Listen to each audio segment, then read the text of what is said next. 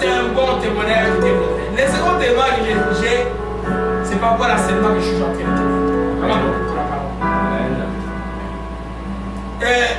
Dimanche passé, quand on a quitté l'église, je suis allé à la maison. J'entre au Maxi. Je vois une jeune dame. Je vois d'abord un homme qui dit bonjour pasteur. Je ne connaissais pas bien l'homme. Je dis ah, qu'est-ce que c'est ce jeune homme? Là, j'ai un peu comme les frères Jimmy comme ça. Bonjour pasteur. Je dis oui, bonjour, bonjour. Et puis il est passé. Et bien, j'ai reconnu que c'était le mari de cette jeune femme. J'entre dans le magasin, la jeune femme dit pasteur, viens, viens, viens. Prends le panier, prends le panier. Moi, je vais payer ma dîme au magasin. Prends tout ce que tu veux au magasin, moi, je vais payer. Dimanche passé, prends tout ce que tu veux au magasin, moi, je vais payer ma dîme. Et votre pasteur avec tous les respects qu'il a, et ma femme me dit, mais pourquoi tu n'as pas tout pris? J'ai dit non, j'ai pris juste 10 paquets de blé. Et puis, je l'ai béni. Et j'ai dit, mais pourquoi vous avez dit non? Nous voulons s'aimer. Cette jeune fille et son mari, je les ai rencontrés une journée à 3 reprises, dans 3 magasins différents, dans un après-midi, toujours devant moi dans un magasin. Et puis je les ai arrêtés. Je dis non, vous là, Dieu a un plan pour vous. Comment? C'est pas possible qu'en une journée, dans 3 magasins différents, chez les Chinois, Maxi et chez Super C, on se suit toujours à la caisse. Et donc moi je suis derrière. Alléluia. Amen. C'est pour dire simplement que l'enseignement est valable. L'enseignement vaut la peine. Donner, c'est recevoir. Alléluia. On va prier pour la parole. Nous nous levons pour prier pour la parole. Père Céleste, je bénis ton Saint-Nom. J'ai quitté ma maison vers ce lieu de prière pour t'adorer, pour te louer. Merci Seigneur d'avoir agréé notre louange, notre adoration, de nous avoir parlé aussi. Père, nous te disons merci de préparer nos cœurs maintenant à recevoir ta parole. Nous croyons que c'est la vie et qu'elle va nous libérer. Au nom de Jésus-Christ.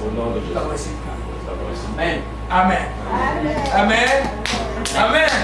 Alors, par cette dernière témoignage, j'ai dit, mais j'étais dimanche passé, donc toute la fatigue de dimanche, le soir était parti. Mon Dieu, Dieu est grand. C'est comme ça que Dieu a créé un enseignement.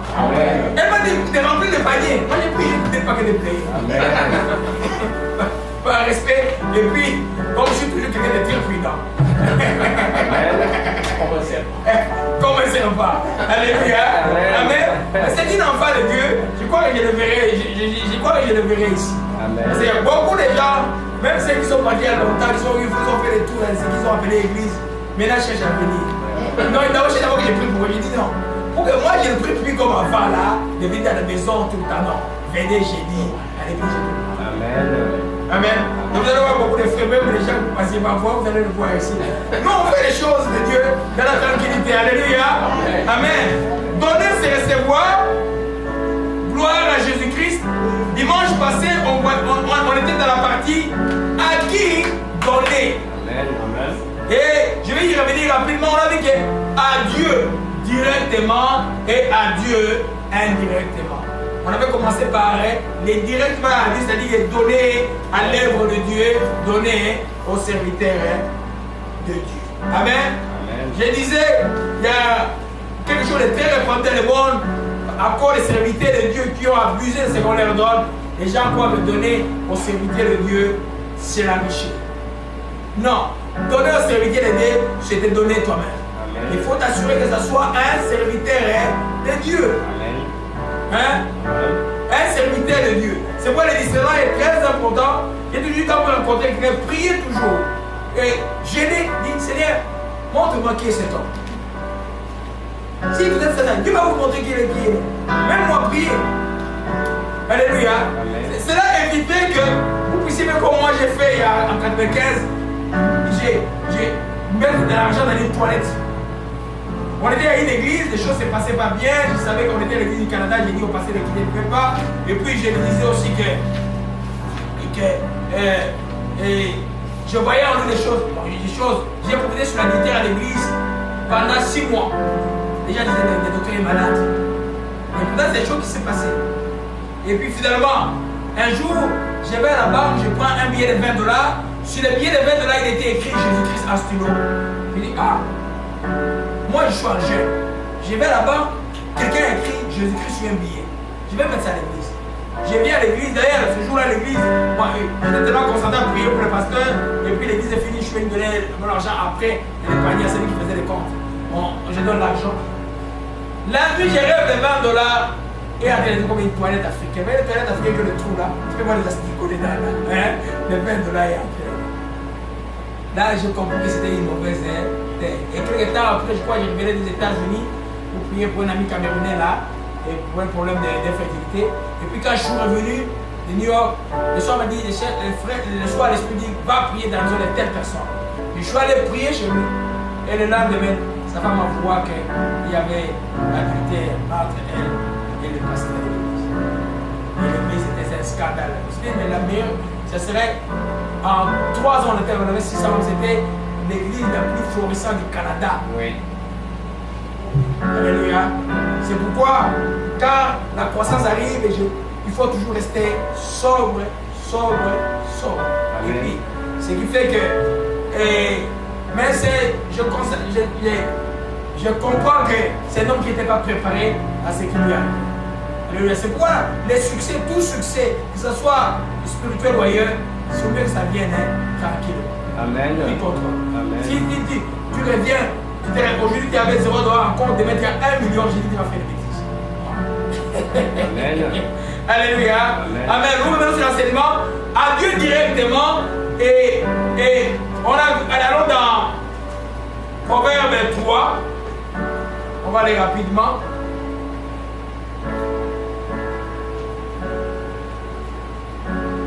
Alléluia. Quand il y a un nouveau cantique comme ça, c'est que vraiment Dieu nous a vraiment agréé. Ça j'aime. Il y a un chant qu'on a chanté qui est venu juste pendant qu'on chante. Amen. Ça c'est merveilleux. C'est très bien. Alléluia. Proverbe 3, verset 8 à 9, ça va qui vient là-bas. Amen. Proverbe 3, verset 9 à 10. Il est écrit: honorer l'Éternel avec tes biens, avec les premiers de tout ton revenu, alors tes greniers seront remplis d'abondance et tes cuves regorgeront de mou. Alléluia. Amen. Quand tu dis honorer Dieu, mais Dieu là, il n'a pas besoin de nos papiers, d'argent, il n'a pas besoin de ça. Dieu a son œuvre sur la terre. Dieu a son église sur la terre. Dieu a ses serviteurs sur la terre. Et c'est par ces serviteurs que vous honorez Dieu. Par l'œuvre de Dieu que vous honorez Dieu. Alléluia. Et on va voir, quand on va voir l'image de quoi donner, ça va être plus clair. Alors, on a vu aussi dans Galates 6, verset 6. Je récapitule rapidement. Alléluia. Amen. Que celui à qui l'on enseigne, c'est une parole qui fait, moi-même quand j'étais traité dans son, il faisait trembler, je dis, oh, c'est dur comme ça. Alléluia. Cette parole dit quoi? Que celui à qui l'on enseigne fasse part de tous ses biens à celui qui l'enseigne. Alléluia. Amen. Quand vous allez dans l'Ancien Testament, un texte de Nombre dit que les sacrificateurs qui du jour, c'est à lui que les offrandes du jour seront destinées. Alléluia. Amen. Mais c'est-à-dire que quand on dit donner à Dieu, les serviteurs de Dieu, c'est les gens qui sont sacrifiés pour Dieu. C'est-à-dire que Dieu entend que ce que Jésus a dit, allez, annoncer l'évangile gratuitement, car l'ouvrier mérite son salaire. Amen. L'ouvrier mérite son salaire. Mais qui paye ces salaires-là? L'église. C'est l'église, c'est la communauté. Amen. La communauté part en groupe individuellement. Oui.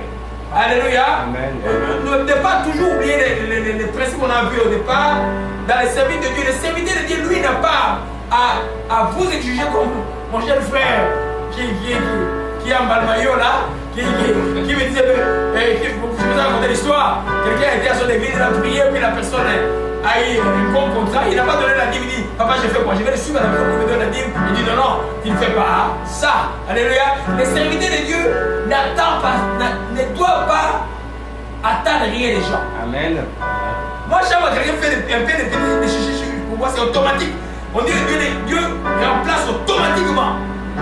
Comme ça, là, c'est comme un film. C'est-à-dire, un serviteur de Dieu, toi, tu comptes sur Dieu. Quand il vient donner la parole de Dieu, tu ne viens pas avec un but. Je vais sortir avec combien ici? Non.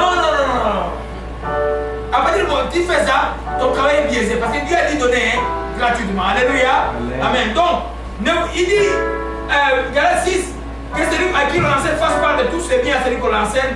Ne vous y trompez pas, on ne se moque pas de Dieu. C'est qu'un homme aura sauvé le pensionnat aussi.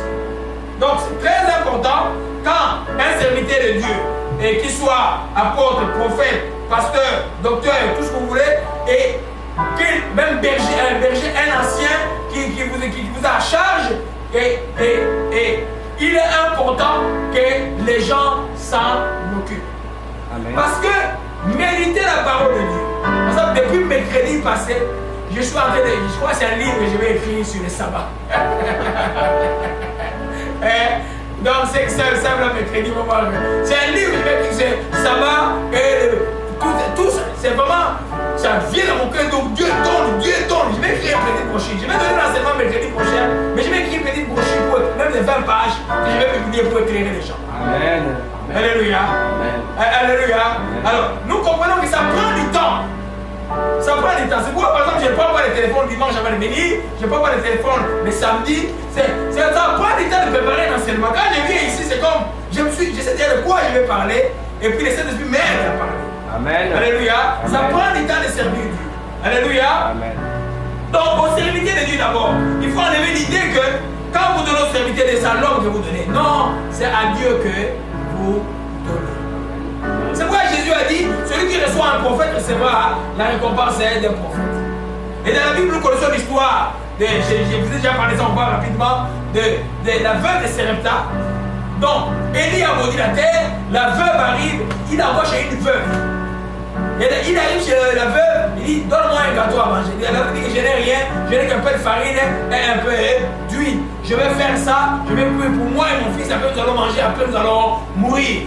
Le prophète dit, non, fais d'abord le gâteau, donne d'abord à moi. Et puis l'huile ne manquera. Alléluia. Cette femme-là a aidé le prophète. La récompense du prophète, c'est quoi? Il proclame la vie dans la situation. Alléluia. La vie dans ta situation. Alléluia. Amen. Un autre exemple, nous avons dans la Bible, dans 2 Rois 4, versets 14 à 16, l'histoire de la femme tsunamite. On a déjà lu ça la fois passée. Cette femme-là, c'est une femme de distinction, c'est une femme riche qui avait plein de moyens, mais qui a vu le prophète passer dans la rue. La femme, il fait quoi? Dit, je vois cet homme de Dieu qui passe. Moi, avec l'argent que j'ai, je vais faire une petite chambre pour lui. Quand il viendra dans la ville, il n'habitait pas là. Quand il viendra dans la ville, il va se reposer là-bas. Et puis le prophète regarde, dit à Géasi, son serviteur, elle nous reçoit avec tant d'empressement, qu'est-ce qu'on peut faire pour elle? Géasi dit, elle n'a pas d'enfant. Elle appelle à dit, femme, à cette même époque l'année prochaine, tu enfanteras un fils. Alléluia. Elle a aidé un serviteur de Dieu, un prophète, elle a reçu la récompense d'un prophète. Alléluia. Amen. Chaque fois que c'est pourquoi quand on va voir quoi donner, tout ce qu'on donne, les prémices, les dîmes, les offrandes, on va voir ça en détail dimanche prochain. Tout cela, c'est des choses pour ceux qui sont dans la maison de Dieu. Les serviteurs de Dieu ont le devoir de bien gérer des vents de ce choses. Sinon, c'est des problèmes pour sa famille. Amen. Vous comprenez un peu? Amen. Alors je ne comprends pas les églises où il y a des conseils qui s'assoient, qui jugent des pasteurs, des choses. Ça c'est terrestre et c'est des bêtises. C'est des bêtises. Alléluia. Si vous êtes réel avec les Saint-Esprit là, on ne joue pas avec. Alléluia. Quand vous avez des cas comme la maison de prière où quelqu'un envoie sa dit maintenant qu'elle est en pré-éclampsie, elle va accoucher, elle va accoucher la gine. Quand il prend cet argent, il dit, je vais là avec on parle de drapeau, je vais. Non! Tu vas mourir. Tu vas mourir. Alléluia. Amen. Amen. C'est pas ça quand je dis, oh ça là, je ne peux pas faire. Tout ce que je peux faire, par exemple ça, d'acheter pour les manger, oui, d'accord. Mais les histoires de faire là, je ne peux pas utiliser, même s'il y en a assez pour moi que quelqu'un m'a envoyé ou quelqu'un qui vient de venir, je ne peux pas utiliser ça pour les choses vides. Non. C'est l'argent saint. Je peux pas donner ça à quelqu'un qui est utilisé. Alléluia. Amen. Au serviteur de Dieu. Donc, donner au serviteur de Dieu, on l'a vu dimanche passé, c'était de voir des chrétiens non une exigence du serviteur de Dieu. Amen. Mais il n'a pas venir sur la chair du doigt. Donnez l'argent, vous n'avez pas donné l'argent. Il y a qui vont chercher de gros projets. Ils veulent avoir une église de 1 million de dollars pour aller chaque dimanche dire, il y a un panier pour l'église ici, il y a un panier pour les offrandes ici, il y a un panier pour les dîmes ici. Mais c'est grave ça. C'est pas ce que la Bible dit. La Bible a des choses qu'on donne. C'est l'Église qui s'organise pour vous dispatcher. S'il y a un projet, par exemple, oui, une collecte, c'est public. On peut dire, dans une collecte, on a une collecte, par exemple, nous, par exemple, on fait une collecte pour avoir les petits appareils cerveau, là j'ai vu, ça s'appelle cerveau. Quand on met Internet, c'est ce qui fait que la caméra puisse envoyer directement les streams, les vidéos en direct. On peut faire une collecte pour ça. On dit, on a une collecte pour la caméra et la. Je ne sais pas comment on appelle cet appareil. C'est un petit appareil comme ça. Donc vous n'avez pas besoin d'ordinateur, juste ça avec la caméra. Les gens suivent les messages. Voilà. Bon, ça on peut faire une collecte. Mais toujours la collecte et les dîmes et les offrandes, c'est toujours quoi? Volontaire et sans contraire. C'est ça l'état de la grâce. Amen. Alors, dans les volontaires là, toi qui veux aller loin, toi mets ta discipline dedans. C'est toi avec ta discipline. Alléluia. C'est moi les enfants quand ils commencent tout jeunes là, c'est sûr qu'on les apprend. De tout petit là, dès que tu as quelque chose, passe d'abord à Dieu et puis à toi. Tous les temps, tout le temps. Moi c'est une discipline chez moi, chez les enfants. Il y en a qui écoutent, il y en a qui écoutent moi, il y en a qui faut toujours rappeler. Alléluia. Amen. Amen. Gloire à Jésus-Christ. Donc, c'est ce qu'on a vu dimanche passé. Retournons encore dans Matthieu 10. Le but de l'enseignement, parce que c'est une matière qui crée beaucoup de troubles dans les églises, des désastres dans les églises, le découragement parmi les chrétiens, le découragement parmi ceux qui servaient Dieu, et ils regardent, ils se découragent. Mais si vous entendez dans la Bible, les choses sont claires. Juste un conseil. Quand vous voyez l'évangile, Jésus dit clairement, vous voyez les épîtres clairs, ne discutez plus. Amen. Je ne sais pas discuter. Amen. Quand les épîtres c'est clair, mais tu vas aller discuter moi. Alléluia. Amen. Et allons dans Matthieu 10. Alléluia. On peut donner à papa Jean-Louis va m'aider un peu. Verset 9 à 10. Gloire à Jésus-Christ. Je lis au nom du Seigneur Jésus-Christ. Amen. Ne prenez ni or, ni argent, ni monnaie dans vos ceintures, ni sac pour le voyage, ni deux tuniques, ni souliers, ni bâton, car l'ouvrier mérite sa nourriture. Alléluia. Car l'ouvrier mérite sa nourriture. Je vais lire un peu quand on dit mérite, ça signifie que c'est une récompense par rapport au travail qu'il fait. C'est pourquoi Galates 6 dit, faites part de tous vos biens à celui qui vous enseigne la parole de Dieu. Alléluia. Et pour bien comprendre cela, voyez un peu comme ce que j'aime de l'apôtre Paul, lui il était clair. Lui il a pris ces choses étaient claires. Et voilà ce qu'il dit 1 Corinthiens 9 verset 11. 1 Corinthiens 9 verset 11 papa. Alléluia. 1 Corinthiens 9 verset 11. Alléluia. Le Seigneur Jésus-Christ. Amen. Si nous avons sémé parmi vous les biens spirituels, est-ce qu'une grosse affaire si nous moissonnons vos biens temporels? Alléluia. Si nous avons sémé parmi vous les biens spirituels, quels sont ces biens spirituels? C'est la parole de Dieu, c'est la prière, c'est tout ce qui vient comme don que Dieu a mis dans la vie de quelqu'un pour vous administrer. Et tout cela, c'est les biens spirituels. Comme je disais dimanche passé, quand tu mets sur une balance les biens spirituels et les biens matériels, qu'est-ce qui va peser lourd? Biens spirituels. Mais il faut être conscient de ça. Beaucoup de chrétiens sont plus conscients des biens matériels. Vous savez, il y a des églises où on dit tu es béni parce que tu es béni parce qu'il y a une grande maison, tu es béni parce que tu as une grosse voiture, tu es béni. Donc ils confondent les résultats de la bénédiction avec la bénédiction qui est déjà en vous comme chrétien. Amen, amen. Parce que ce qui est grand pour toi n'est pas nécessairement pour l'autre. L'autre peut avoir 10 maisons, ça ne dit absolument rien. Il est comme Abraham, il aime son Dieu. Toi, tu vas avoir une maison et tu commences à le mettre sur Facebook comme je vois c'était le chrétien. Mais je ne comprends pas ça.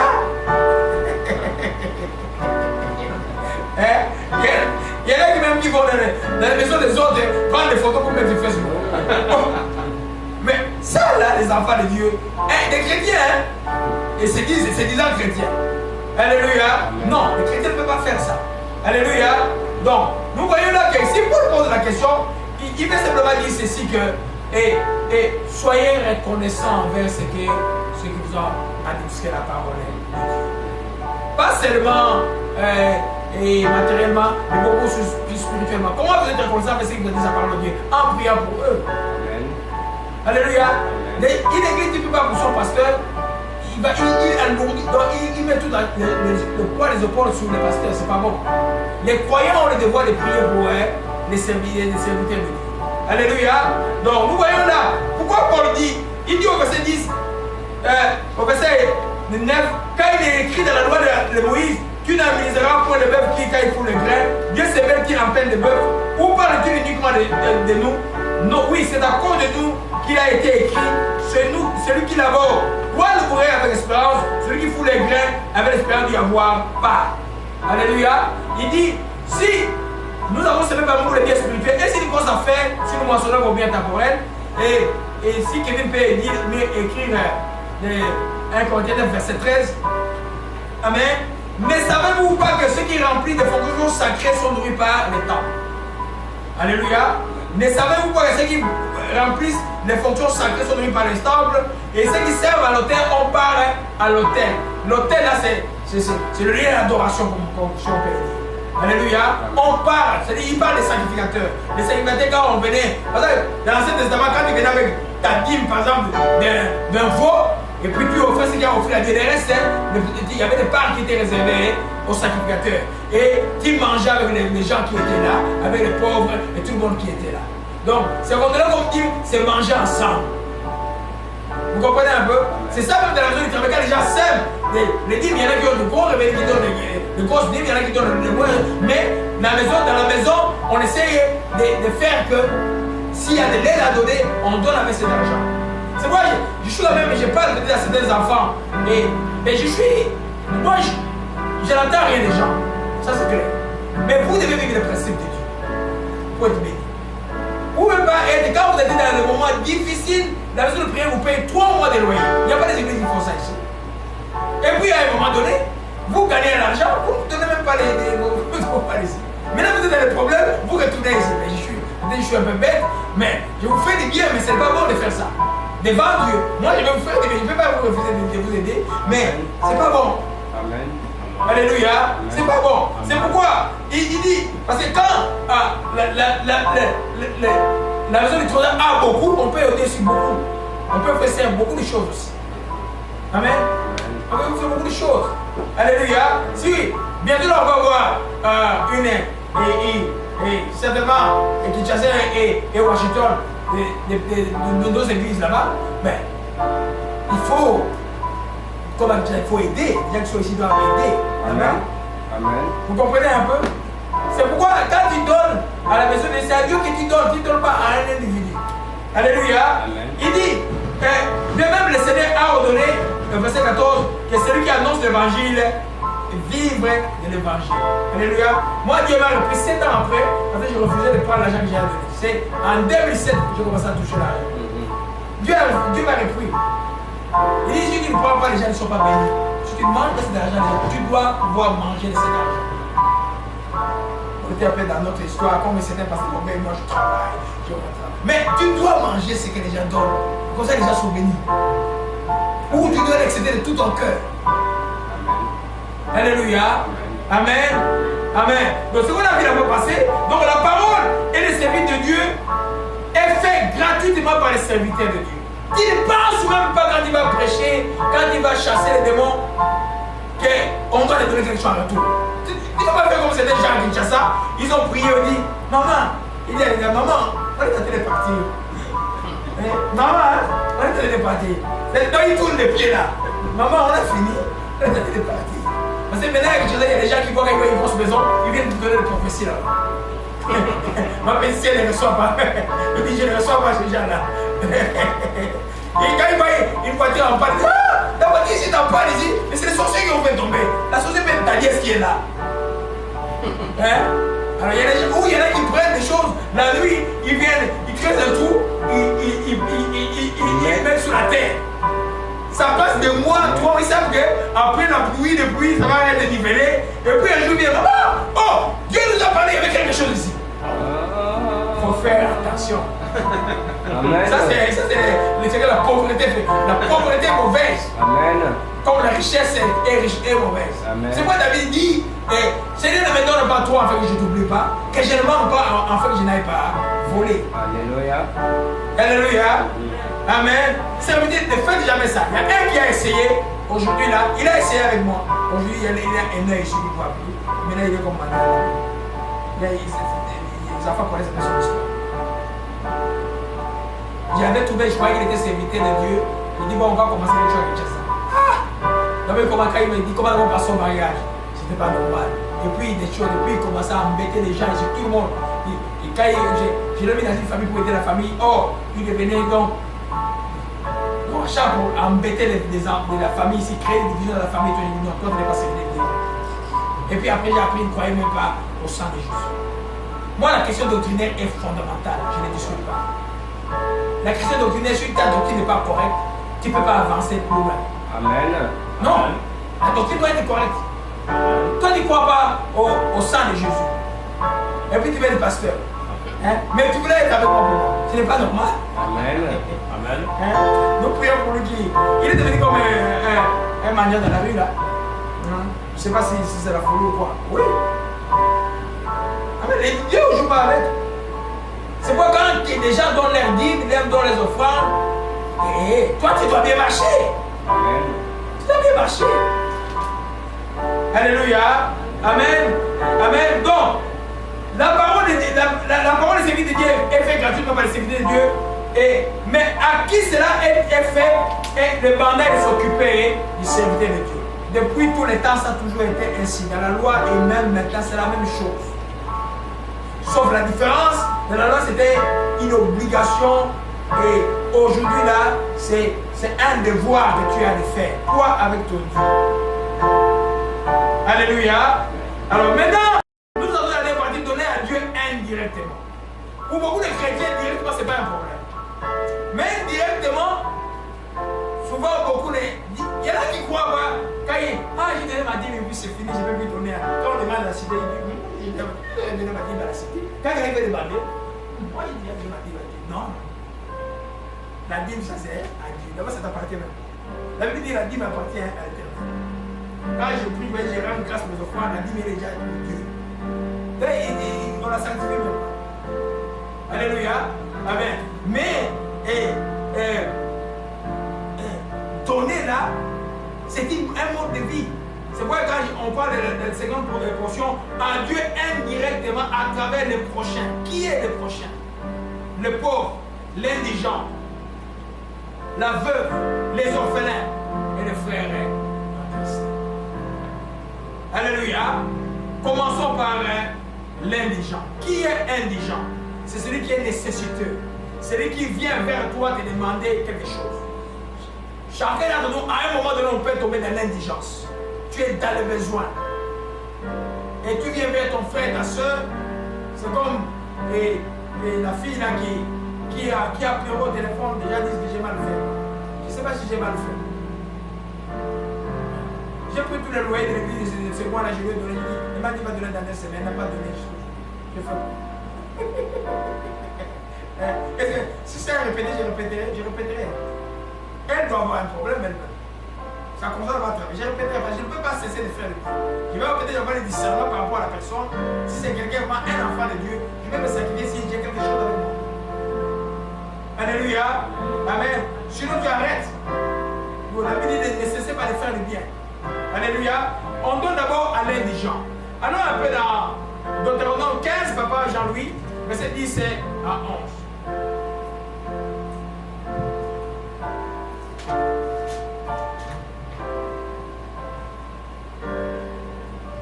J'ai lu au nom du Seigneur Jésus-Christ. Amen. Donne-lui et que ton cœur ne lui donne point à regret, car à cause de cela, l'Éternel, ton Dieu, te bénira dans tous tes travaux et dans toutes tes entreprises. Il y aura toujours des indigents dans le pays. C'est pourquoi je te donne ce nom maintenant, ce commandement. Tu ouvriras ta main et ton frère, tu ouvriras ta main à ton frère, aux pauvres et à l'indigent dans ton pays. Alléluia. Tu pourras parce que l'indigent un pauvre n'est pas nécessairement indigent. Un indigent, c'est quelqu'un qui peut avoir été bien, un moyen il est mal pris. Il est nécessiteux à ce moment-là. C'est comme par exemple, on va voir l'étranger, ils sont par principe, les nécessités, il arrive dans un pays, il ne sait pas où mettre. Il sait par exemple les jeunes gens qui traversent la mer dans les bateaux, quand il arrive à l'aéroport, qu'est-ce qu'il a? Il n'a rien. Il n'a rien, c'est un indigent. Et quand il y a des gens comme ça là, tu aides Dieu indirectement. Il dit ici, il y aura toujours des indigents dans le pays. Pourquoi Dieu laisse toujours les indigents? Même en Israël, il a laissé les indigents. C'est pour que ceux qui sont dans lui puissent exercer la bonté. Que les indigents voient à travers les hommes Dieu qui est bon. Je vous assure, le nouvel an passé, il y avait une jeune dame, j'ai vu qu'elle était un peu mentalement un peu déraillée un peu. Il faisait froid. Mais il était dehors en train de demander l'argent. Alors moi je venais de MoneyGram recevoir l'argent qu'un enfant de l'enfant. Je sors là, la dame était là. Alors j'ai dit, je peux pas, je n'ai pas des dollars en poche, j'ai que des billets de $20. J'ai pris $20, je lui ai donné. Mais il fallait voir, c'est juste quand elle me voit, elle court, elle est joyeuse. J'ai dit, quitte la dernière fois, va te réfugier à la maison. Ça, Dieu aime ça. Dieu aime ça. Donc, l'indigent, c'est quelqu'un, d'abord c'est des pièges des fois pour nous. C'est des gens que vous voyez dans la rue dans des fois. Ils viennent te demander, mais des fois, ça c'est juste un piège de Dieu. Dieu veut te voir où tu vas.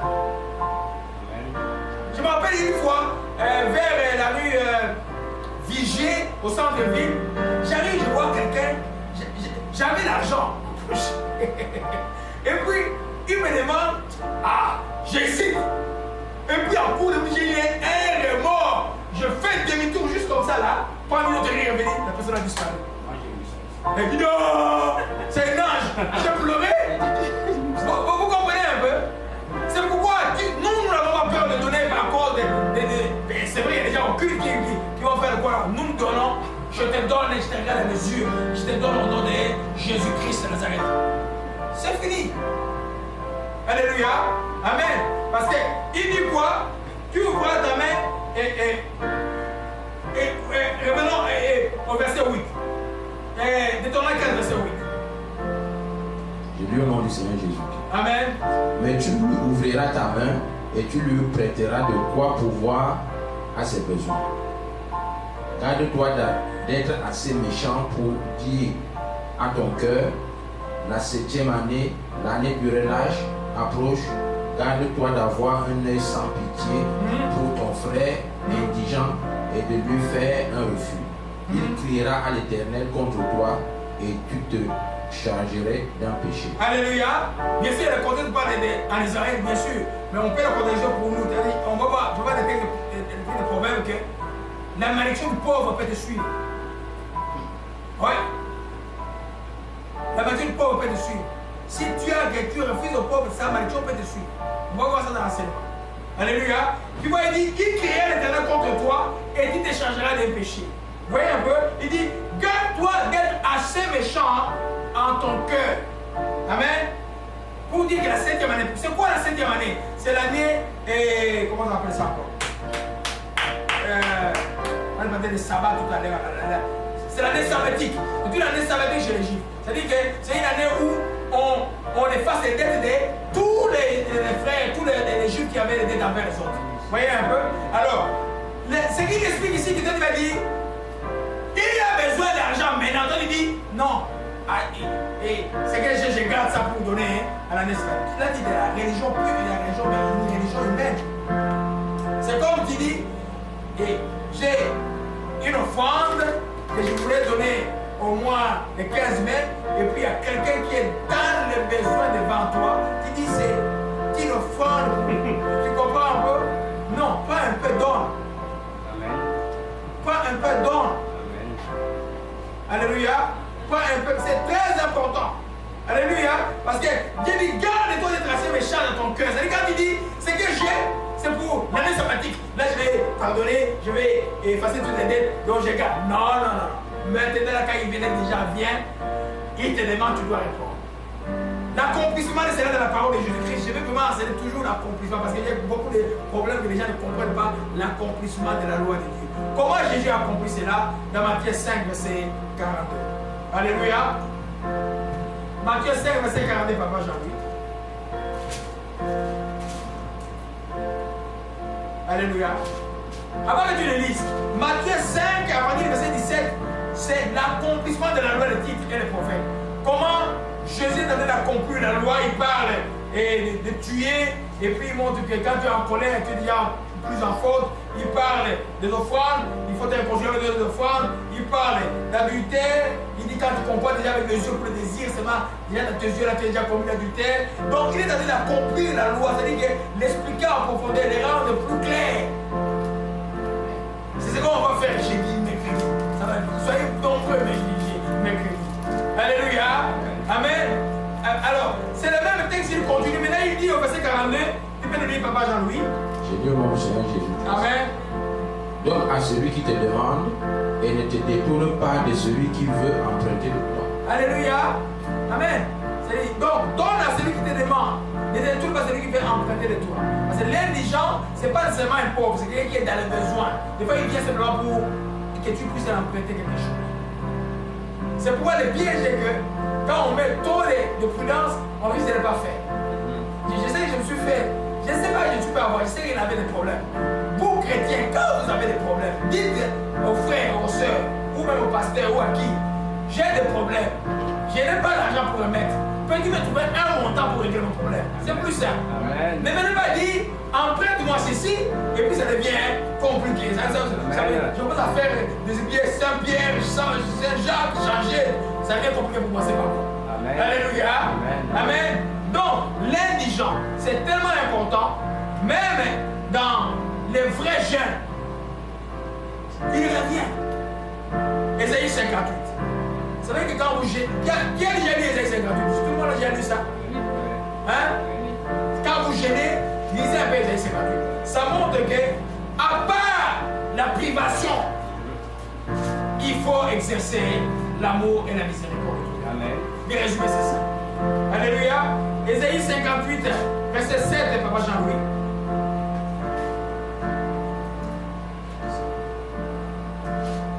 Je lis au nom du Seigneur Jésus-Christ. 7 à 10, et puis on va avancer. Partage ton pain avec celui qui a faim et fais entrer dans ta maison les malheureux sans asile. Et si tu vois un homme nu, ouvre-le et ne te détourne pas de ton semblable. Amen. Alors ta lumière pointera comme l'aurore et ta guérison germera promptement. Ta justice marchera devant toi et la gloire de l'Éternel t'accompagnera. Oui, vas-y. Je continue. Alors tu appelleras à l'Éternel. Alors tu appelleras et l'Éternel répondra. Tu crieras et il dira, me voici. Si tu éloignes du milieu de toi le joug, le geste menaçant et les discours injurieux. Surtout les 10. Si tu donnes ta propre subsistance à celui qui a faim, si tu rassasies l'âme indigente, ta lumière s'élèvera sur l'obscurité et tes ténèbres seront comme le midi. Alléluia. Si tu rassasies quoi? L'âme indigente. Donc c'est la personne qui est dans les besoins. Tu donnes toujours avec joie, pas avec regret, pas avec murmure après. Ah, lui aussi, lui aussi, Non, tu donnes. Quand tu donnes et tu murmures après, tu fais quoi? Tu annules. Amen. Tu as dit ton don, tu as dit ta bénédiction. Tu donnes avec joie, et puis tu ne parles pas à X fois que j'ai donné. Non, tu as aidé, et puis c'est pour dire grâce à Dieu. Alléluia. L'indigent. Donc, puisqu'il y aura tous les indigents, toi, enfant de Dieu, quand tu donnes à l'indigent, à Dieu, que tu donnes indirectement. Parce que l'indigent est sous la protection de Dieu. Deuxième catégorie, de donner à Dieu indirectement, le veuve.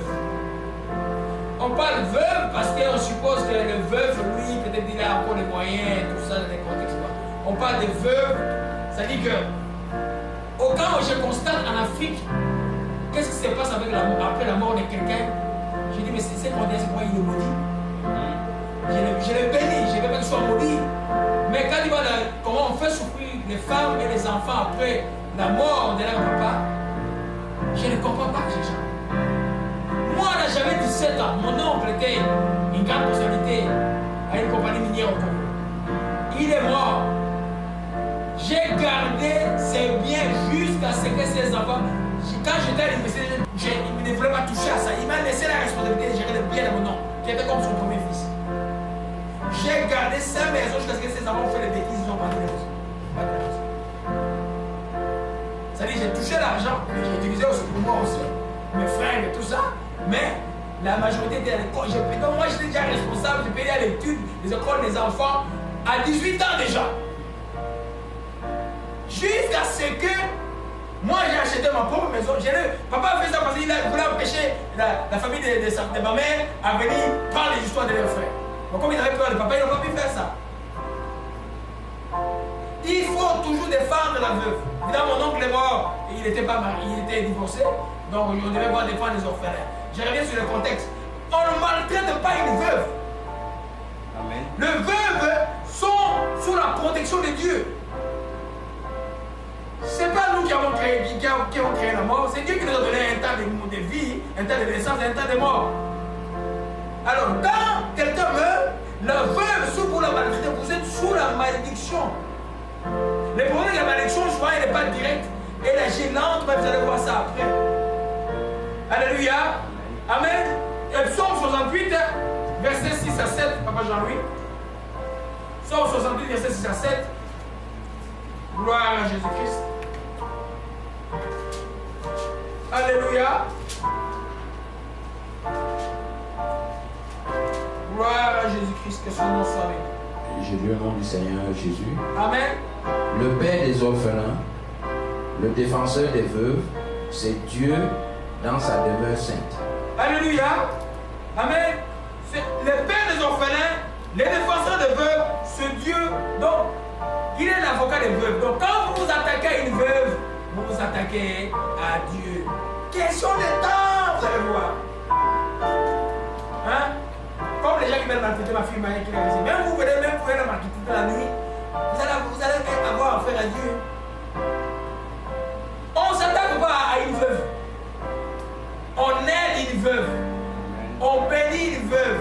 Et c'est ça parce que la veuve, c'est Dieu qui la défend. Quand tu donnes à une veuve, et tu donnes indirectement à Dieu et tu es béni. Au lieu de voir comment on va faire pour encore voler la veuve, la ruiner un peu, chercher comment on peut faire pour aider encore plus la veuve. C'est une grande source de bénédiction. Amen. Alléluia. Amen. 1 Timothée 5, je vais aller rapidement avec ça. Amen. Amen. Dans les familles, ne tombez pas dans les sentiments.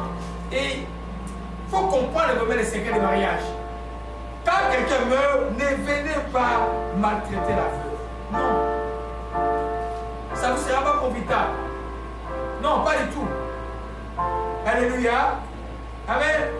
Je vais demander un jour à ma fille si elle a le pouvoir de faire le témoignage de ce qui est arrivé à ceux qui nous ont maltraités quand les papas étaient morts. Vous ne pouvez pas maltraiter la veuve avec les enfants. On ne peut pas faire ça.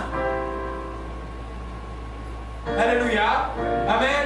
1 Timothée 5, verset 3 dit, et je vais le lire, honore les veuves qui sont véritablement veuves. C'est-à-dire que celle qui est véritablement veuve, verset 5, dit, et qui est demeuré dans l'isolement, met son espérance en Dieu, persévère jour et nuit dans les supplications et les prières. Il faut honorer les veuves. C'est-à-dire quand tu fais du bien à la veuve, tu viens visiter la veuve, tu aides la veuve. Si tu y aides, tu sèmes indirectement, tu donnes indirectement à Dieu. Amen. Ne critiquez même pas la veuve. Tu vas avoir de problème. C'est une veuve qui craint Dieu. Il ne mérite pas de temps de la prière, mais elle est dangereuse pour le méchant. N'essayez même pas. Je ne peux pas comprendre des gens, même quelqu'un vient de mourir, déjà il commence à maltraiter la veuve. Sans aucun cœur. Hein? J'en ai vu, j'en ai vécu. Alléluia. Amen. Gloire à Jésus-Christ. Et quand on parle de la veuve, la d'autre catégorie qui suit, bien sûr, c'est l'orphelin. L'orphelin est protégé de Dieu. Alléluia. On ne vient pas jouer avec les orphelins. Alléluia. C'est quand tu donnes aux orphelins, quand tu donnes aux orphelinats même. Pensez toujours un jour, avoir un orphelinat où tu viens déposer quelque chose, envoyer un petit don. Vous voyez même sur internet les orphelinats, évidemment il y a beaucoup d'escroqueries, des gens qui vont escroquer aussi, mais ne suivez pas ça. Et donner à l'orphelin est quelque chose de très valable devant Dieu. C'est donner à Dieu. Alléluia. Amen. Deutéronome 14, verset 29. Alléluia.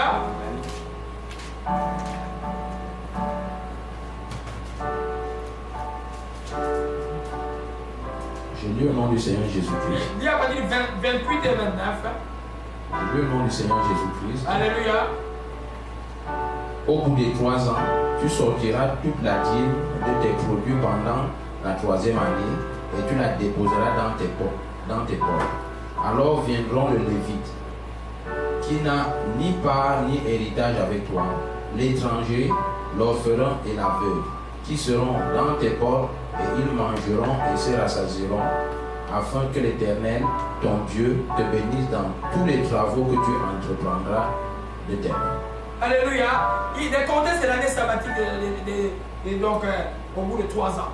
Mais pour nous aujourd'hui, là, il dit quoi? Il viendra le Lévite, le Lévite comme le serviteur de Dieu. Et l'étranger, l'orphelin et la veuve qui seront dans tes portes. Amen. Et qui mangeront, c'est la saison afin que l'Éternel ton Dieu te bénisse. Imagine-toi, ça c'est l'année où on donne les dîmes à Dieu. Mais ces dîmes-là, ce n'était pas donné à Dieu, c'était donné à cette catégorie-là. Parce que les Israélites payaient 27%, si vous payez les 27% de dîmes. Il y en a qui sont destinés à l'Éternel, il y en a qui étaient destinés à la 3e année à cette catégorie, donc les Lévites, l'étranger, l'orphelin, eux la veuve. Quand tu vois dans la Bible comment Dieu porte l'étranger à l'étranger, mais tu vois dans l'Israël actuel, comment l'étranger est méprisé, tu te poses beaucoup de questions. Tu te poses beaucoup de questions. Les dieux d'Abraham, d'Isaac, aiment l'étranger parce qu'Israël a été étranger en Égypte. Parce que c'est un Dieu juste. Amen. Alléluia. Amen. Donc, l'orphelin est là pour que tu l'aides. Quels sont les orphelins de la famille? Ou les orphelins, un petit frère est mort. Recueillir les orphelins, c'est une source des bénédictions, pas des malédictions. Alléluia. Amen. Et si nous revenons dans Ésaïe 58, au verset 7, il est écrit: partage et ton père avec celui qui a fait dans la maison de malheureux sans asile et sans asile. C'est un malheureux qui n'a pas où aller. Vous voyez, à Kinshasa, il y a un phénomène qu'on appelle les shege. Les shege, c'est les enfants jetés dans la rue. Il y en a qui sont les orphelins de père et de mère. Ils sont devenus des bandits, c'est-à-dire ils sont devenus des animaux, ils sont devenus comme même les policiers les utilisent pour aller tuer les gens et tout ça. Et ils ont tombé dans les égouts depuis qu'ils sont enfants, la maladie ne leur fait plus rien. Hein? Non, quand tu as dans ton but de vie, c'est quoi? Les ministères qui ont un ministère qui a beaucoup de moyens, les vrais ministères qui ont beaucoup de moyens, ont les orphelinats. Amen. Tu ne comprends pas cette critique parce que vous savez combien les orphelinats ils supportent dans le travers du monde? Plusieurs, hein? C'est une grande source des bénédictions de s'occuper de l'orphelin. Amen. Parce que les orphelins sont sous là, Dieu c'est un Dieu les orphelins comme dit la Bible. Et que toi qui es orphelin, j'ai dit que tu es en position vraiment d'une personne que Dieu va bénir grandement. Utilise bien ta position d'orphelinat en voulant de la sanctification, en craignant Dieu, en rappelant à Dieu: Père, je suis orphelin, je suis là sous ta protection. Regarde ce que ces gens me font. Dieu va te défendre. Amen. Mais si tu es orphelin ou veuve, tu vis dans les volontés, dans les désordres, et là tu es comme tout le monde. Tu dis que toute ta bénédiction. Alléluia. Paul dit qu'il ne faut pas tenir compte sur la liste de veuves qui vivent dans les volontés. Donc il ne faut même pas en tenir compte. L'église ne peut pas les nourrir. Un frère les aide. S'il y a un frère à l'église qui les aide, mais pas l'église. Parce qu'ils vivent une vie qui plaît à Dieu. Ce n'est pas l'Ancien Testament, c'est le Nouveau. Alléluia. Amen. Gloire à Jésus-Christ. Que son nom soit béni et soit exalté. Matthieu 25, Papa Jean-Louis, verset 35 à 40. Alléluia. Nous voyons donner à Dieu indirectement. Alléluia. Amen. Gloire à Jésus-Christ. Matthieu 25, verset 35 à 40. Je lis au nom du Seigneur Jésus-Christ. Alléluia. Car j'ai eu faim et vous m'avez donné à manger. J'ai eu soif et vous m'avez donné à boire. J'étais étranger et vous m'avez recueilli. J'étais nu et vous m'avez vêtu. J'étais malade et vous m'avez visité. J'étais en prison et vous êtes venu vers moi. Les justes lui répondent, Seigneur, quand avons-nous vu avoir faim et t'avons-nous donné à manger, ou avoir soif et t'avons-nous donné à boire? Amen. Quand avons-nous vu étranger et t'avons-nous accueilli, ou nu et t'avons-nous vêtu? Quand avons-nous vu malade ou en prison et sommes-nous allés vers toi? Et le roi répondra, et il leur répondra, je vous le dis en vérité, toutes les fois que vous avez fait ces choses à l'un de ces plus petits de mes frères, c'est à moi que vous les avez fait. Ensuite, il dira à ceux qui seront à sa gauche, retirez-vous de moi, maudits, allez dans le feu éternel qui a été préparé pour le diable et pour ses anges. Alléluia.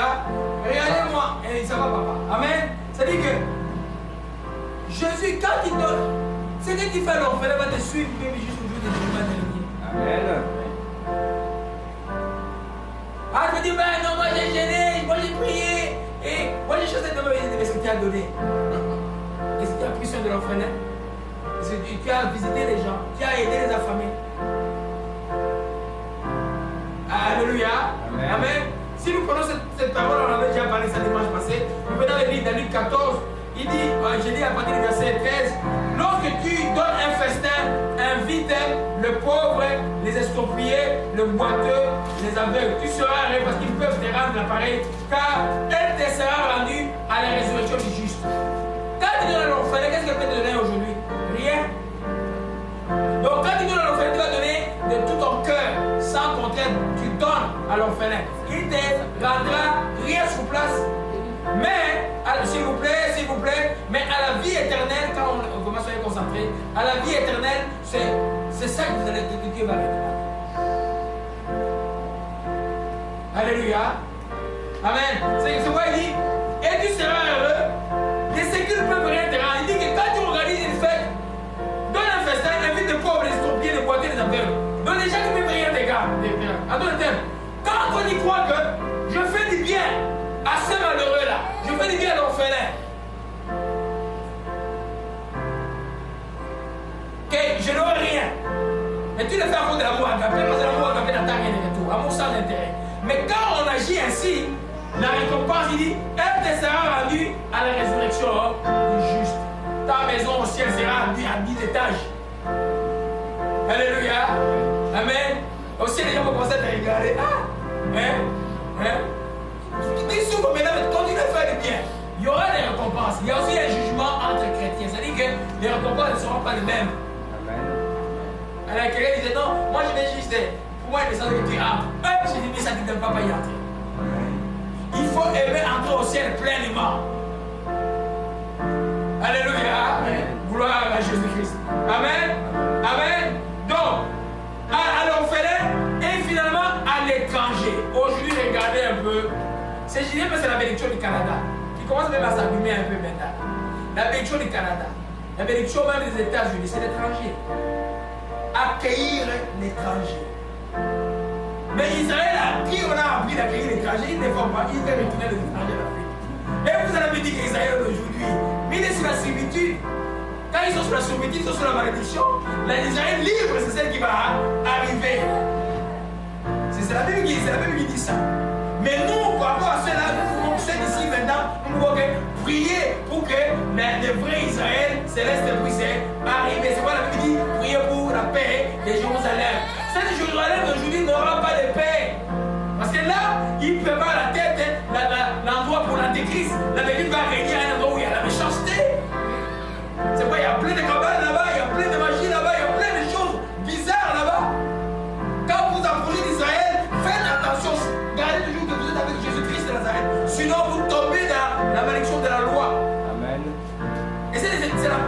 malédiction qui peut arriver à quelqu'un. Les gens ne savent pas ça. Tu ne veux pas leur dire papa Israël, mais Israël aujourd'hui est l'ennemi de Dieu. Il est l'ennemi de Jésus-Christ. Il dit que Jésus-Christ c'est un farfelu. Mais toi, nous, Dieu nous demande de les bénir, de prier pour eux, parce qu'à eux a été confié les oracles de Dieu.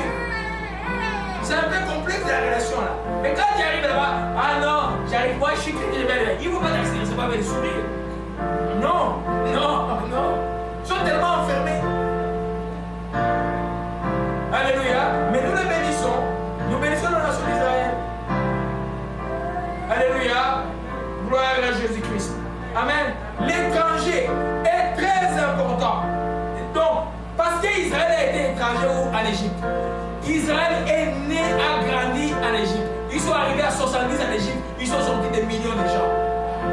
C'est-à-dire, Dieu dans sa justice veut que vous aujourd'hui, enfants de Dieu, et que vous puissiez avoir un regard pour l'étranger. Ne méprisez pas l'étranger. Des pays comme l'Afrique du Sud qui tuent les étrangers, mais ils se tirent la malédiction. Tu vois un pays qui arrange tout pour tuer les étrangers. Vous êtes sur la malédiction. Alléluia. Matthieu 25, verset 35. Alléluia. Il dit quand j'ai eu faim, vous m'avez donné à manger. J'ai eu soif, vous m'avez donné. J'étais étranger, vous m'avez accueilli. Au lieu de regarder l'étranger comme ça, accueillez-le. Alléluia. Même ceux qui viennent avec le voile, accueillez-les. Amen. Alléluia. Et ils savent que les chrétiens ils sont bons. Ils savent que les chrétiens pardonnent. Ils savent aussi ça. Mais ils croient que c'est un de bons avec des couillons. Non. On est bon. Parce que nous savons pourquoi nous sommes bons. Et la bonté nous protège plus que la haine. Alléluia. Amen. L'étranger, vous l'accueillerez. Papa, tu peux nous lire Deutéronome 10, verset 17 à 19. On va commencer à clôturer par là. Je vais aller tranquillement avec cet enseignement. Ça, c'est des choses simples. Vous allez voir beaucoup de gens de pêche par rapport à l'étranger. Les mépris de l'étranger, les refus de l'étranger. Quand l'étranger a des détresse arrive, toute une nation se lève, met des barrières, tout ça. Les politiciens qui veulent protéger l'étranger, on les calme. Mais accueillir l'étranger est une bénédiction aujourd'hui. Alléluia. J'ai dit au nom du Seigneur Jésus-Christ. Alléluia. Deutéronome 10, verset 17. Car l'Éternel, votre Dieu, est le Dieu des dieux, le Seigneur des seigneurs, le Dieu grand, fort et terrible, qui ne fait point acception des personnes qui ne reçoivent point de présent, qui fait droit à l'orphelin et à l'aveugle, qui aime l'étranger et lui donne de la nourriture et des vêtements. Alléluia. Et verset 19. Vous aimerez l'étranger car vous avez été étranger dans le pays d'Égypte. Alléluia. Vous aimerez l'étranger. Je ne sais pas si les grands-mères ont acheté les gens d'Israël. Vous aimerez l'étranger quand vous avez l'étranger. Tu vois, c'est moi, une des choses que je n'aime pas de la vie, c'est le manque de reconnaissance. Amen. Parce que moi, je suis un malade de reconnaissance. Je suis un malade de reconnaissance. Je ne peux pas oublier un bien que quelqu'un m'a fait, même s'il me fait du mal aujourd'hui, demain. Je suis vraiment un maniaque de reconnaissance. Je crois que les enfants de Dieu doivent, quand Dieu t'a fait quelque chose, c'est comme ça que quand Dieu t'a pardonné, toi aussi tu pardonnes. C'est le même concept. Tu as été étranger, mais toi tu ne veux pas accueillir l'étranger. Tu vois les gens qui viennent même de l'Europe de l'Est, ils viennent ici, il arrive immigrant ici, parce qu'il est de peau blanche, il devient comme, il a un poste, il devient comme plus méchant que les gens même qui sont ici. Mais vous êtes sur la malédiction. Dieu dit seulement, vous aimerez l'étranger. Alléluia. Et donc, qui fait droit, c'est Dieu qui fait droit à l'orphelin, à la veuve et qui aime l'étranger et lui donne la nourriture et les vêtements. Alléluia. Nous comprenons cela, mes bien-aimés. Amen. Alors, l'étranger a fait apporter beaucoup de choses. Vous savez un mot biblique qu'on appelle, Moïse, un peu, un mot biblique qu'on appelle l'hospitalité. L'hospitalité, la vraie hospitalité, c'est pas rapport aux étrangers. Et l'autre, quand il voit les deux anges venir, Lui, c'est des hommes. Il ne croyait pas que c'est des hommes. Il les a offert l'hospitalité. Ne sachant pas qu'il est en train de loger les anges sont venus sauver sa famille. Si tu n'aimes pas l'étranger, tu ne peux pas être hospitalier. Avec les doctrines mensongères de voir les démons, il faut toujours les démons partout. Non. Les démons sont partout, mais toi tu es plus fort. Les démons doivent te fuir. Amen. Je suis allé dans les routes avec mes deux enfants. Les montagnes, il y a seul. Je tourne 4 heures du temps, de 2 heures à de minuit, dans une route tout noir. Tu fais 100 km, tu ne vois aucune auto. Tu imagines des animaux qui sortent. Il faut que tu traverses le Canada en auto. Des raisons, mais tu dis où est-ce que je suis? Hein? Mais, si toi tu dis, ok, je suis sorti ici. Alléluia. Alléluia. Hébreux 13. Hébreux 13. Hébreux 13, verset 2. Alléluia. Amen. Amen. Amen. Hébreux 13, verset 2. Lis-nous 1 et 2, parce que c'est relié. Je lis au nom du Seigneur Jésus-Christ. Alléluia. Persévérez dans l'amour fraternel. N'oubliez pas l'hospitalité, car en l'exerçant, quelques-uns ont logé les anges sans le savoir. Alléluia. N'oubliez pas l'hospitalité. L'hospitalité, je ne pas exercer envers les gens qu'on ne connaît pas des fois. L'étranger qui est là. Alléluia. Amen. C'est quoi les nations qui accueillent beaucoup d'étrangers sont bénies sans le savoir. La crise de 2008, les Canadiens n'ont pas compris comment ils sont sortis. Ça les sortit mieux que les États-Unis et tous les autres. Parce que d'abord, il y avait le premier ministre chrétien. Et puis, deuxièmement, l'hospitalité qui est présentée sur nous. Même s'il y a des gens qui viennent de ces États qui sont vraiment, on les reçoit, ils sont vraiment non reconnaissants. Et quand ils arrivent, ils veulent dominer sur place, alors ils ne veulent pas s'adapter. Ça, c'est mauvais. Mais ça ne peut pas nous décourager, les gens de bonne volonté à pouvoir accueillir les étrangers. C'est très important. L'hospitalité, accueillir les gens est extrêmement important. Alléluia. Amen. La 4e catégorie, on va terminer par là, avant qu'on termine, c'est les frères en Christ et les sœurs en Christ. Quand vous êtes ensemble, là, vous êtes une famille. Cette famille en Christ est plus que votre famille biologique. Mais souvent, on ne se rend pas compte. Frère en Christ, frère, sœur en Christ, c'est la famille en Dieu. Dans la fratrie, on doit s'entraider. Tu peux voir ton frère, ta sœur qui manque quelque chose, tu peux aider. Il ne faut pas voir quelqu'un qui manque quelque chose et tu passes comme l'histoire du Samaritain. Hein, les Lévites est passé à regarder, il est parti. L'autre a regardé, oh, il a mal, hein? Il est parti. Non, il faut savoir aider. Et ce qui fait la force d'une église. L'église, ce n'est pas les bâtiments, l'église, c'est les personnes réunies autour et en Jésus-Christ Nazareth. Amen. Alléluia. Amen. Amen. Alors, quand nous allons, et les frères et sœurs en Christ, Galates 6, verset 2, et Galates 6, verset 10. Galates 6, verset 10. Je lis au nom du Seigneur Jésus-Christ. Amen. Ainsi donc, pendant que nous en avons l'occasion, pratiquions le bien envers tous et surtout envers les frères en la foi. Alléluia. Ainsi que pendant que nous en avons l'occasion, pratiquons le bien envers tous, envers tous les hommes. Mais il y a comme un superlatif, surtout envers les frères de la foi. Ça signifie que quand papa jalousie a des cousins qui l'appellent, il y a un qui se moque de Dieu tout le temps, qui aime juste la vie du monde là, mais il y a un autre petit cousin qui aime Dieu, qui aime Jésus-Christ. Tu n'as que $10 à leur donner, tu vas donner à celui qui est en Christ.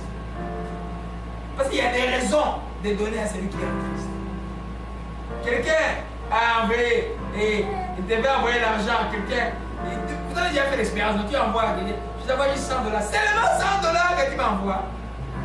Mais les 100 $, c'est tout. C'est même une richesse que la personne t'envoie. Mais comme tu n'es pas en Christ, tu n'es pas reconnaissant, tu ne peux pas dire merci pour les 100 $ que tu m'envoies. Tu vas encore demander plus.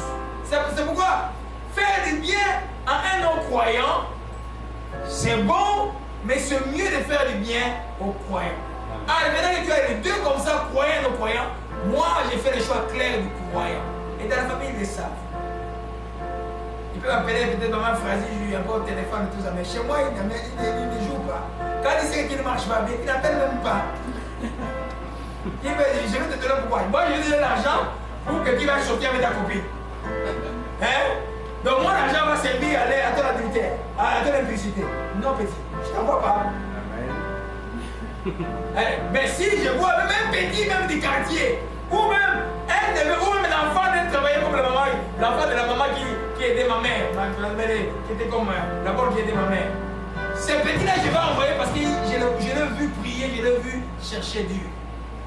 Lui, quand il va recevoir, il va rendre grâce à Dieu pour moi. Amen. Il va reconnaître, même le peu que tu vas envoyer, il va dire, Seigneur, merci, béni Papa Laurent de m'avoir envoyé cela. Je te rends grâce de l'avoir mis sur mon chemin. Alléluia. Amen. Amen. C'est pourquoi la Bible dit, pendant que nous en avons l'occasion, c'est-à-dire que tu as les moyens de le faire, pratiquer le bien envers tous. Mais surtout envers le frère en la foi. Amen. Les frères en la foi, ce n'est pas les frères qui ont la foi de croire, comme les gens qui ont toujours de confusion. C'est le frère qui croit en Jésus-Christ. C'est la foi doctrinaire. Alléluia. J'ai l'impression qu'on doit commencer à répéter toutes les petites choses tout le temps, parce qu'il y a beaucoup de confusion dans le corps de Christ. Amen. Alléluia. Amen. Amen. Je vous assure parce que cette notion de foi là, on est parti. Déborah avait 10 ans, on est parti à Washington à une église. Les pasteurs là qui enseignaient ne connaissaient même pas ça. Ils confondaient des fois. Il avait dans l'église, il y avait 50 membres ou 70 membres. Mais il disait n'importe quoi. Alléluia. Gloire à Jésus-Christ. Je vais le lire dans français courant. Et puis on est en train de clôturer pour aujourd'hui. Alléluia. Amen. Galates 6, verset 6. Alléluia. Verset 10 plutôt. Ainsi, tant que nous avons l'occasion, faisons du bien à tous, surtout à nos frères dans la foi. Pourquoi nos frères dans la foi? Alléluia. Parce qu'il y a un avantage certain à donner à un chrétien. Le premier avantage, ton offrande que tu fais à un chrétien occasionnera des actions de grâce vers Dieu. Et Dieu, il aime les actions de grâce. Dieu aime ça. Dieu aime l'action de grâce. Alléluia. Amen. On va voir ça dans 2 Corinthiens 9. Alléluia. Dans 2 Corinthiens 9. C'est pourquoi notre enfant là-bas, il nous a oubliés, qu'il nous aime plus. Mais il vous aime, mais vous ne pouvez pas venir à Dieu. Comment vous allez faire? Vous allez vivre comment? Lui, son Seigneur, dit quand il n'est pas en Dieu, et celui qui est en Dieu et celui qui n'est pas en Dieu, ils sont comme aux antipodes. Alléluia. 2 Corinthiens 9, papa, tu es là? Oui. Gloire à Jésus-Christ. Verset 11 à 12. Je dis au nom du Seigneur Jésus. Avant que tu le lises, papa, j'explique le contexte. C'est la partie où la Bible dit celui qui sème peu moissonnera peu, celui qui sème abondamment moissonnera abondamment. Chacun donne comme l'air de son cœur sans tristesse, ni contraire, car Dieu aime celui qui donne avec joie. Verset 8, Dieu peut vous combler toutes sortes de grâces, afin que possédant toujours toutes choses, de quoi satisfaire vos besoins, vous ayez encore l'abondance pour une bonne œuvre. Et verset 10, celui qui fournit la sémence au sommet, du pain pour sa nourriture, vous fournira, vous multiplierez la sémence, il augmentera les fruits de votre justice. Maintenant, lisez-nous le verset 11, papa. Vous serez de la sorte enrichis à tout égard pour toute espèce de libéralité qui, par notre moyen, feront offrir à Dieu des actions de grâce. Alléluia. Vous serez de la sorte de quoi? Et tu peux le répéter, papa. Vous serez de la sorte enrichis à tous égards pour toute espèce de libéralité qui, par notre moyen, feront offrir à Dieu des actions de grâce. Alléluia. En français, pourquoi ça veut dire ceci? Il vous rendra suffisamment riche en tout temps pour que vous puissiez sans cesse vous montrer généreux. Et ainsi, beaucoup remercions Dieu pour les dons que nous remercions Dieu pour les dons que nous leur transmettons de votre part. C'est-à-dire que quand vous avez et que vous donnez à un chrétien, le chrétien lui va prendre ton don va le pousser quoi? À rendre grâce et à remercier Dieu. Et c'est Dieu aime les remerciements. Soit vous priez longtemps, des fois, fais une journée, je te dis, je remercie Dieu seulement pour ça, mon Dieu, matin jusqu'au soir. Amen. Alléluia. Amen. Tu vas voir la différence. Surtout pour nous dans la grâce aujourd'hui. Toutes les choses sont en nous. Rendons grâce à Dieu. Alléluia. Amen. Donc, il dit car le secours, le verset 12, de cette assistance non seulement pour avoir besoin de saints, mais il est une source d'abondance de nombreuses actions de grâce envers Dieu. Ça, il parle, le contexte, c'est quoi le contexte? C'était la famille qui avait à Jérusalem, c'est qu'Agabus avait prophétisé. Maintenant, il fallait que les chrétiens envoient l'argent à d'autres chrétiens de Jérusalem, à ceux qui avaient semé pour les juifs qui avaient semé pour eux le bien spirituel. Maintenant, ils ont rendu le matériel, parce qu'il y avait la famine là-bas. Et quand les dons sont arrivés, ces juifs-là ont fait quoi? Ces chrétiens juifs ont fait quoi? Ont commencé à remercier Dieu. Chaque fois qu'il fait un don à un croyant véritable, c'est pourquoi je ne peux pas comprendre qu'un chrétien ne soit pas reconnaissant. Il va prendre cela, il va remercier Dieu pour toi. Et cela sera à ton bénéfice. Amen. Alléluia. Amen. Amen. À ton bénéfice. À ton bénéfice. Donc ça c'est le premier avantage de donner à un chrétien. Le deuxième avantage, c'est une bonne terre. Donc tu récolteras. Les chrétiens c'est une bonne terre. Tu récolteras. Donc ce que tu vas s'aimer va te retourner. C'est une bonne terre. Quand on parle de la bonne terre, ce n'est pas la terre ici, c'est les chrétiens. Une bonne église, c'est une bonne communauté chrétienne. Donc l'œuvre de Dieu marche bien, les gens craignent Dieu. Et quand ils sèment dedans, Dieu va te récompenser. Alléluia. Amen. Donc tu récolteras. Toi, tu es tellement sentimental familialement qu'il ne sème même pas dans la famille, qui craint Dieu, qui ne craint pas. Mais tu vas commencer à perdre de l'argent. Il y en a qui disent tu achètes ceci. C'est comme les joueurs togolais sa famille. Vous avez vu l'histoire de sa famille? Mais c'est monstrueux. C'est monstrueux. Il y a des familles comme ça là.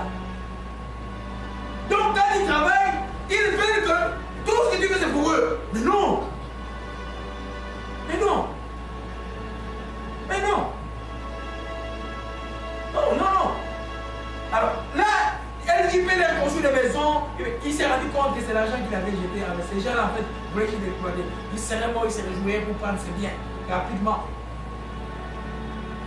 Alléluia. Nous devons avoir le discernement. Alléluia. Mais quand il donne à un vrai chrétien, une vraie chrétienne, tu sèmes, cela va te revenir. Maintenant et éternellement, on l'a vu ça avec Matthieu chapitre 25. Amen. Cela va te revenir éternellement aussi. Alléluia. Amen. Troisième avantage de donner à un chrétien, avec ton don, il continuera à faire le bien. C'est-à-dire que ton don devient l'occasion de l'extension des mains de Dieu de faire du bien partout. Je m'explique. Tu envoies, qui vient avoir un cousin, et quelque part, il a bien prié là, il dit bon, il envoie. Le cousin prend l'argent, d'abord tu l'envoies 1000, il prend d'abord une dîme de ce que tu lui as donné, il va donner à l'église où il va. Et puis deuxièmement, il va aider. C'est l'argent qu'il lui a donné. Lui, il va continuer à faire des biens. Il va donner à quelqu'un qui est malade. Il va aider par rapport à une cause comme ça. Il fait, et puis un peu, voilà, il utilise pour lui. Le bien qu'il fait là, l'extension, te revient à toi. Alléluia. C'est pas quand il y a de bonnes familles en Afrique, tu es béni. Quand il y a des gens comme ça là, donc quand il a l'argent, c'est l'occasion de faire du mal, il commence à se promener avec. Et il aime le confort avec les chemises cintrées.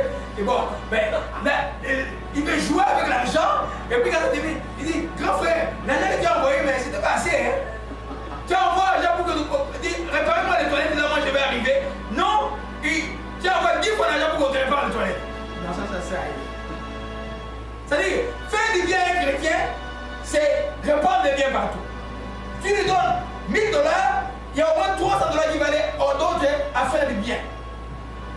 Mais quand il donne à un méchant, et là, toi, peut-être tu es serviteur de Dieu, tu donnes lui l'argent du sert maintenant, aller embrasser des filles, aller boire la boisson, aller faire des scandales. Donc ton argent là, n'a servi à rien. Alléluia. Donc quand on fait du bien à quelqu'un, peut-être tu l'as donné juste. Ah non, ah frère, je te paye du carburant. Mais le carburant, il va encore aider quelqu'un d'autre qui va au travail, qui n'a pas les trucs. Donc c'est ton 10 $, ton peu que tu as donné, qui aide, qui continue à faire du bien. Alléluia. C'est pourquoi, mes bien-aimés, à ceux qui ne sont pas devenus encore des chrétiens, soyez des vrais chrétiens. Vrai chrétien, ce n'est pas venir à l'église tout le temps, c'est d'abord avoir une vie nouvelle en Christ. Amen. Avec les fruits de l'esprit qui sont manifestes. Amen. Alléluia. Amen. Amen. Amen. Amen. Gloire à toi, Seigneur Jésus-Christ. Et quatrième chose, on va terminer par là. Il priera pour toi. Tu donnes à une maman du quartier là qui prie beaucoup. Elle dit, mon fils, ou bien l'ami de maman qui prie beaucoup. Ah, non, ton fils t'a envoyé ceci. La maman va tourner cela en prière. Alléluia. Il priera pour toi. Donc il y a au moins 4 avantages à pouvoir donner à un chrétien. À pouvoir aider un chrétien. Nous sommes juste en train d'exploiter Galates 6, verset 10. On fait le bien à tout le monde, mais surtout envers les frères de la foi. Alléluia. Amen. Finalement, pour terminer l'enseignement, donner indirectement à Dieu, c'est aussi donner aux parents. Les enfants du Canada souvent oublient de donner aux parents. Donner aux parents, c'est donner indirectement à Dieu. Vous voyez dans la loi, honore ton père et ta mère. Ce n'est pas seulement des phrases. C'est aussi prendre soin des parents. C'est aussi aider les parents. C'est aussi donner aux parents quand ils sont fatigués par contre dans la vie. Alléluia. Je dis, les enfants qui font ça, ils préparent leur propre vieillesse mieux. Les enfants qui négligent les parents préparent aussi leur malheur à la vieillesse. Si tu veux avoir une vieillesse tranquille, occupe-toi de tes parents. Là où quelqu'un commence à vieillir, toi aussi tes enfants s'occuperont de toi. Alléluia. Dieu donne une place privilégiée aux parents. C'est pourquoi dans la loi, c'est écrit dans la loi de Dieu, honore ton père et ta mère. Alléluia. Alors, et les textes, on va parler dans Marc. Et non, les pharisiens, eux, ils disaient aux gens, non, ce que tu as à avoir quand tu as déjà une offrande pour Dieu, ça suffit. Ne donne plus aux parents. C'est faux. Quand tu as ta dîme, c'est bon, c'est pour Dieu. Tu as ton offrande, c'est bon pour Dieu. Et il y a aussi pour les parents qui donnent. Amen. Ah, les chrétiens donnent beaucoup, hein, ils donnent beaucoup. Tout ce qu'ils gagnent, c'est pour donner. et donner, c'est pas perdre. Donner, c'est gagner encore plus. Alléluia. Amen. On va parler dans Matthieu 7. Alléluia. C'est pourquoi les sectes qui amènent les mépris des parents, les sectes qui amènent les parents même ils ne marchent pas avec Dieu. Toi, tu vas l'honorer. Tu vas bien faire distance avec lui s'il n'est pas occulte par exemple. Mais quand il s'agit de l'aider, tu vas l'aider sur son père.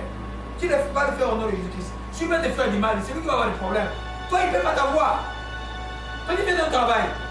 Si Dieu a dit au nom de ton père et ta mère. Alléluia. Amen. Et Marc chapitre 7. Marc chapitre 7. Et à partir du verset 8 à 13, on va terminer avec ce texte. Alléluia. Sautez les joies aujourd'hui. J'ai lu au nom du Seigneur Jésus-Christ. Amen. C'est en 20, le chapitre 8, à partir de 8. Marc 7, verset 8 à 13. Vous abandonnez le commandement de Dieu et vous observez la tradition des hommes. Il a dit encore, vous anéantissez fort bien le commandement de Dieu pour garder votre tradition. Car Moïse a dit, honore ton père et ta mère, et celui qui maudira son père ou sa mère sera puni de mort. Mais vous dites, si un homme dit à son père ou à sa mère, ce dont j'aurais pu t'assister, c'est corban, c'est-à-dire un corban, c'est-à-dire une offrande à Dieu. Vous ne laissez plus rien vous ne laissez plus rien faire pour son père ou pour sa mère, annulant ainsi la parole de Dieu par votre tradition que vous avez établie. Et vous faites beaucoup d'autres choses semblables. Ensuite, ayant de nouveau... Non, c'est fini. Amen. Amen. Vous savez, les Juifs sont spécialistes en tradition. Ils ont des trucs incroyables. Il n'y a pas un seul groupe juif orthodoxe qui a gardé la Torah. Ils ont la Talmud, ils ont plein de choses qu'ils ajoutent. Incroyable. Alléluia. Jésus vient là-bas, il dit ceci. Il dit, Moïse a dit, honore ton père, celui qui mourra son père, ça va finir le monde. Mais vous dites, si quelqu'un dit à son père, c'est dont j'aurais pu t'assister et corban, c'est-à-dire une offrande à Dieu, vous ne laissez plus faire pour son père et sa mère. C'est-à-dire que, vous voyez un peu, il dit que c'est que juste une offrande pour Dieu, donc ne fais plus rien pour papa. Ah, j'ai donné la dîme à l'église. Il y en a même qui ont le toupet d'aller donner leur dot à l'église. L'église, c'est pas l'église, il faut donner ta dot. C'est à tes parents. C'est pas à l'église. Il y a des sectes comme ça qui acceptent des dots des gens, et puis c'est le problème comme les trucs de Hollande. C'est le problème ça. Hein? La dot est donnée aux parents. C'est une honorabilité à celui qui t'a mis au monde. Et ton mariage, si ton père dit non, il n'y a pas de mariage. Les parents doivent dire oui au mariage. Vous comprenez un peu? Alors, maintenant, l'histoire ici, les chefs juifs, ce qu'ils faisaient, quand quelqu'un a l'offrande, quelqu'un l'offrande, papa, tu laisses ton papa mourir. Mais Dieu t'a donné à Dieu, pourquoi donner à ton papa? Mais Dieu a dit au nom de ton père et ta mère. Il y a une nation dans le monde, je vais toujours parler de ça, qui ne connaît pas beaucoup Dieu. Il y a peut-être 5% des chrétiens. Ils très idolâtres. Mais une des nations les plus prospères à cause de l'obéissance stricte aux parents. Ce pays, c'est le Japon. Le Japon. On joue pas avec les parents au Japon. Les grands-pères, la grand-mère, il y a un respect envers les parents, les aînés et les parents. Un pays qui perd le respect envers les aînés, c'est un pays à la tradition. Tu prends ton père, tu vas le mettre dans un truc là, je ne sais pas quoi, et maintenant là, on se rend compte qu'il ne même pas climatiser les endroits, et puis il meurt de la chaleur. Mais tu as des problèmes dans la vie. Parce que les enfants, quand ils sont petits, vous ne rendez pas compte que nous perdons quand vous êtes petits, vous ne vous rendez pas compte. Je dis à ce que vous avez dit, c'est pourquoi c'est lui qui amène la rébellion de la vie d'un enfant, la rébellion envers un parent, c'est dangereux. Très dangereux. Donc il dit là, non, l'offrande c'est bon. Il dit, donc Jésus dit, faites cela sans oublier l'autre. C'est-à-dire que tu donnes ta dîme, tu donnes l'offrande, c'est bon, mais n'oublie pas d'aider tes parents. Et c'est quand tu donnes la dîme, tu donnes l'offrande, tu ne manges pas. Et tes parents, c'est ta famille. Il faut aider les parents. Alléluia. Donc, c'est ça, on peut donner indirectement à Dieu, c'est le veuve, l'orphelin, l'étranger, le frère en Christ et les parents. Comme on nous disait à l'église catholique, on était jeunes, que celui qui a les oreilles entend. Amen. Hein? C'est important d'écouter et de comprendre. C'est simple là. Et ces choses-là, quand tu l'appliques dans ta vie, ça t'apporte de la bénédiction. Amen. Il y a des choses un peu qui n'ont pas de solidité. Amen. Alléluia. Amen. C'est par là que nous allons terminer. Et dimanche prochain, nous voyons quoi donner. Qu'est-ce qu'il faut donner à Dieu? Ça sera dimanche que nous allons voir. Alléluia. Amen. Et l'autre dimanche à 8, nous verrons, et ça sera encore plus fort, comment donner. Il y a beaucoup d'erreurs pour comment donner. Vous voyez les gens qui viennent des églises avec un billet d'argent, il vient comme ça, il vient, et puis il dit, le soulier du pasteur, il met, tu dis, mais où est-ce que nous sommes? Et pourquoi Jésus dit clairement, quand la main droite donne que la gauche ne la connaissent pas? Alléluia. C'est ce qu'on va voir dimanche à 8, mais dimanche prochain d'abord, nous voyons quoi donner. Ça va être très profond, il y a beaucoup de discussions aujourd'hui. Est-ce qu'il faut donner la dîme ou pas? Comment la dîme maintenant est donnée? Comment les offrandes sont données? Et c'est les choses que nous allons voir dimanche prochain. Et maintenant nous glorifions ton nom. Nous te disons merci encore pour tout ce que tu nous as donné. D'abord la grâce de te louer. tu nous as visités aujourd'hui, pour toutes ces choses que tu as données aujourd'hui que les gens ne peuvent pas voir et que nous allons constater. Nous te disons simplement merci encore pour cette parole, ô Père, que tu nous as donnée sur, ô Dieu, comment te donner directement et indirectement. Laisse que cet enseignement, ô Père, touche le cœur de celle et celui qui a suivi, ô Père, puisse porter les fruits et les fruits du bon degré. Père, nous te rendons grâce et disons encore merci. Au nom de Jésus-Christ. Amen. Amen.